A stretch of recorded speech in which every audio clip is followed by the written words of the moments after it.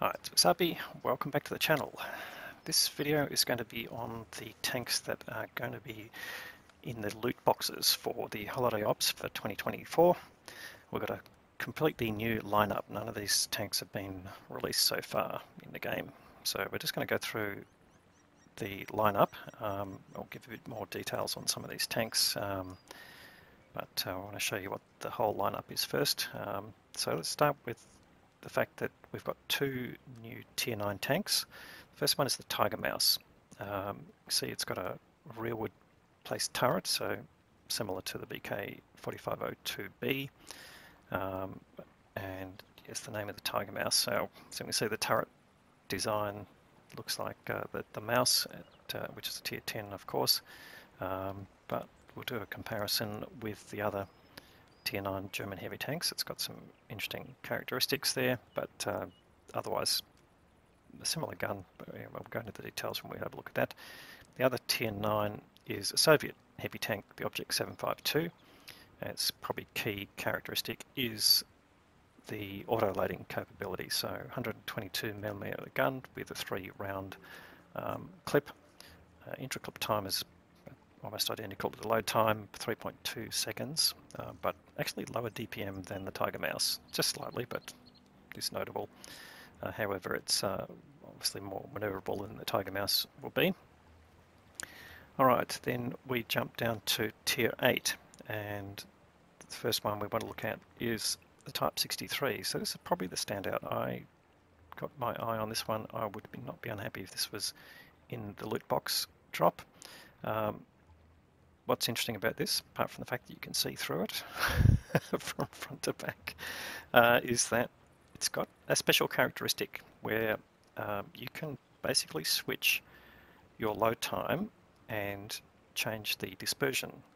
So basically swap for a longer load time, get lower dispersion, or a shorter load time and higher dispersion. So you can choose, like similar to like a siege mode, switch between those modes in the middle of the game and get different characteristics out of the gun. So if you're right in front of someone, you don't care about dispersion, you can basically up the DPM and shorten the load time and perhaps surprise some people. But it's also a pretty cool looking tank, and for people who've suffered through the Japanese heavy tank lines, this would be a nice alternative, I would be pretty sure.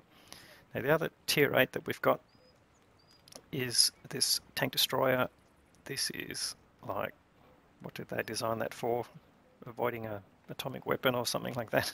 It's a bit hard to say. It's got very similar sort of track layout to the M60s, etc., but it looks really beefed up in the turret, and obviously judging from the shape of it, that's not a fully rotating turret, of course, because it's got blocked at the back, so it can be similar to the T110E4 in that particular area, but 120mm gun, and yeah, we'll go into the characteristics a bit later. So that's two Tier 8s, and then we jump down to Tier 5. So again, this is just what's going to be in the loot boxes. So first one we'll look at is the ARMT, which has got no description on it, but I can tell you, you might take a guess. What is it? Looks a bit SPG-like with that really tall sort of stance there. It's actually a medium tank. Now, medium tank in whose army, I hear you ask? I don't know, but we haven't had any time to play this one, so it's a bit hard to say how it's going to behave, but it's getting one of the votes for the weirder looking tanks in the game, that's for sure. The other Tier 5 we've got is a more normal looking tank, which is the Chaffee 594, which I believe is a prototype of the Chaffies, or maybe one of the earlier design types for the development of the Chaffee. Nice little mobile light tank, and got some very good gameplay to show you on that one, but we'll put those into separate videos. Then we drop down to Tier 4, and here we've got a Soviet tank, the IT-3, which is a medium tank. It's got one of those really short barrel guns on it, sort of typical sort of pre-Second World War Soviet tank design here, as you can see, and with a sort of Christie style suspension. that's going to be a, yeah, okay. Is that a Garrett slot swap tank? I'm not sure, but let's not dwell on that. Then we drop down to tier 3, and we've got interesting design, at least looks perhaps similar to the Matilda lineup, but it's not really exactly related to the Matilda. This is a Vickers design, I believe. Actually, no, I might be wrong on that one. But the A7E3 is a medium tank in the British, sorry, it's a light tank in the British lineup. Oh, it's a medium tank, sorry about that. But you can see the whole design very similar to the Matilda design philosophy there. And then we get down to tier 2. This is the last tank that you can get the drop on, and this is actually, even though it's a British design, the Vickers 6-ton, it is a Chinese tank, so that would have been an export tank from the British, and this is again sort of, you know, early between wars design that has come out, and can't tell you a whole lot about it, but tier 2, again, this is going to be one for the collectors, I think. So look, that's pretty much the lineup as we've got the tier 9s, just to highlight the fact that they're in purple, and that indicates that they've got bond earning capability. So if we have a look at the Tiger Mouse, 100 weekly bonds earning limit, so you can earn bonds in battles with the tier 9, so that's probably the characteristic there. They don't have free repair kits like the tier 9 reward tanks from Battle Pass, for example, but their characteristic is that they can earn bonds as well. But nonetheless, yeah, I think the Tiger Mouse and the 752 would be interesting to get, and definitely the Type 63. The others might be curious. We'll just have to see how well they perform in battle. But yeah, I'd say that's not a bad lineup. I'm pretty impressed with that. All new tanks and none recycled, so you're not going to get any free gold out of that. But yeah, let's look forward to that. Now what we'll do is we'll just switch to comparison of the Tiger Mouse and the 752 to the German heavy tank lines, just to show some of the more detailed characteristics. All right, let's go there. All right, so what we've got in this table, we've got the Tiger Mouse on one end and we've got the Object 752 on the other end, but in between we've got probably better comparisons for the Tiger Mouse. So we've got the Mauschen, the VK4502B and the E75, which are all tier 9 German heavy tanks. Now I've adjusted the guns to use the highest round, but I can tell you that the standard pen for the Tiger Mouse is 246, and I think 240 is the lowest pen of the other standard rounds. And you can see the premium rounds have all got very similar penetrations of around 310, 311. And this is in fact almost exactly the same gun. They are 128mm cannons. They've got slightly different designations, but they're pretty much the same gun for most characteristics. But you can see that the DPM here is the best out of the group there, just under 2140.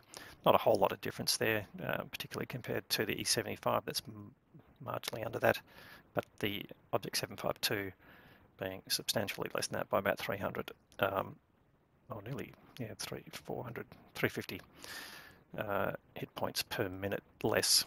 Now, here's the other thing, the alpha damage, 530, so it's the same as the E75, the gun and the Mauschen and the 4502, getting 490 and 390 in the 752. So that's still acceptable. You know, you really want to get sort of around 400 alpha damage out of your gun at tier 9. Rate of fire, again, this is related to the DPM with a reload time 14.86 seconds is the best apart from the Mauschen, but that's got, because of the lower alpha, you're getting lower DPM. 32.6 on the 752, of course this is a 3-shot autoloader. You've got a clip damage of 1170, so that's 3 shots and a total of 6.4 seconds between the first and the last shot. That gives you the intra-clip time of 3.2 seconds. Shell velocity is all very similar. Again, this is the APCR round, 1150, decent thing there. And the Let's have a look at the gun handling itself. So we've got an aim time 2.3 seconds, which is pretty reasonable, same, identical to the E75. Motion slightly lower being the best there, not so good on the 7.52. And dispersion, so 0.35 again, very similar there between the 4 German users of that particular gun, but the 122mm, and again, no surprise to anyone that 0.4 dispersion for the Soviet 122. Then we look at the dispersion factors, damage gun, all about the same, of course.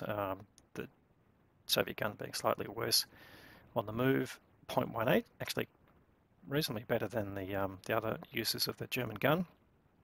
And on turret traverse, very similar there. Firing's all very similar, a bit more bloom on the Soviet gun, and gun depression 7 degrees, probably it's not bad, but it's not as good as 8 degrees, of course, that you get on the E75, and the Soviet getting 8 degrees, which is good as well. But then we've got mobility. Here we've got basically different types here. So it's very similar to the VK in terms of mobility, and we'd say a lot of the hull characteristics are very similar with the VK as well, but looks different in terms of the suspension layout, but in terms of the practicalities, it does look very similar. E75 much more mobile, and the Object 752 coming in just behind the E75. Reverse speed is actually highest of the group, which is interesting.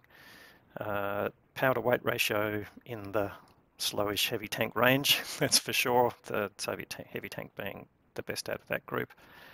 Terrain resistance here, again, identical to the VK, which is, I guess that's what we're saying, is that the hull and its design is very similar to the VK.